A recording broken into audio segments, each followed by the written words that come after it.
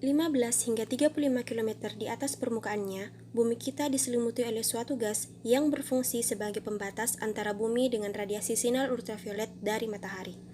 Namun, adanya polusi menyebabkan lapisan tersebut kian hari kian menipis yang menyebabkan kehidupan di bumi terancam oleh radiasi yang berbahaya.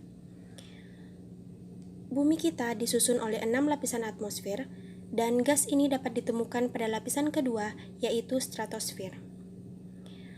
Lapisan ini terbentuk dari suatu molekul reaktif yang bernama ozon yang mengandung 3 atom oksigen. Hanya terdapat 3 molekul ozon saja setiap 100 juta molekul udara, namun tetap memiliki peran yang amat penting. Lapisan ozon dapat dikatakan sebagai tabir surya untuk bumi yang menyerap kurang lebih 98% sinar UV yang berbahaya. Namun sayangnya, lapisan ini terus-menerus menipis dan menipis tiap tahunnya. Apa yang menyebabkannya? Senyawa yang bernama klorofluorokarbon atau yang lebih dikenal dengan istilah CFC adalah penyebab utama dari rusaknya lapisan ozon.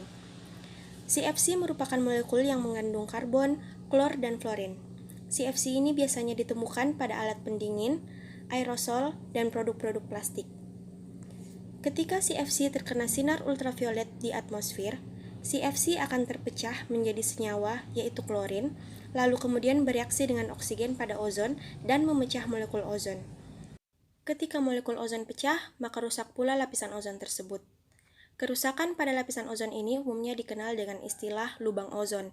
Namun sebenarnya bagian yang rusak tidaklah berbentuk seperti lubang, melainkan berbentuk seperti tambalan tipis dengan bagian yang lebih tipis di dekat pangkalnya.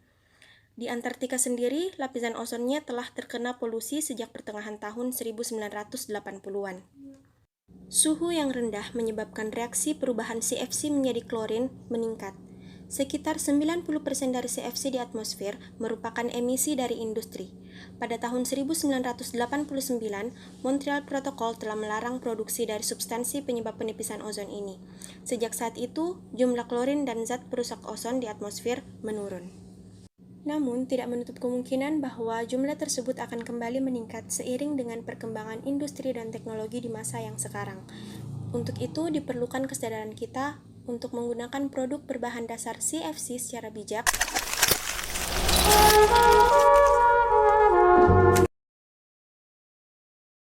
Assalamualaikum warahmatullahi wabarakatuh. Waalaikumsalam warahmatullahi wabarakatuh. Saya dengan Ibu siapa? Saya di sini ingin bertanya nih Bu, apa itu fenomena penipisan lapisan ozon menurut Ibu? Menurut Ibu, penipisan lapisan ozon itu adalah suatu kejadian menipisnya molekul ozon di daerah stratosfer. Hari ini saya akan mewawancarai informan pertama, yaitu Sheila Octavia. Dan pertanyaannya adalah, menurut narasumber, apa itu fenomena penipisan lapisan ozon?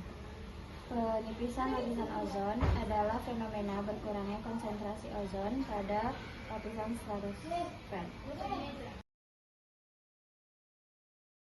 Menurut Ibu, tentang terkait pertanyaan yang tadi, apa penyebab terjadinya penipisan lapisan ozon? Kalau menurut Ibu yang Ibu tahu ya, penyebab penipisan lapisan ozon itu karena terlalu banyaknya penggunaan CFC, yaitu dari bekas. Nah, setelah mengetahui apa itu penipisan lapisan ozon, tentunya narasumber tahu apa faktor yang menyebabkan penipisan lapisan ozon. Apa saja yang mempengaruhi fenomena penipisan lapisan ozon? Yang mempengaruhi sebab adanya aktivitas manusia seperti produksi kendaraan atau industri yang menghasilkan BPO.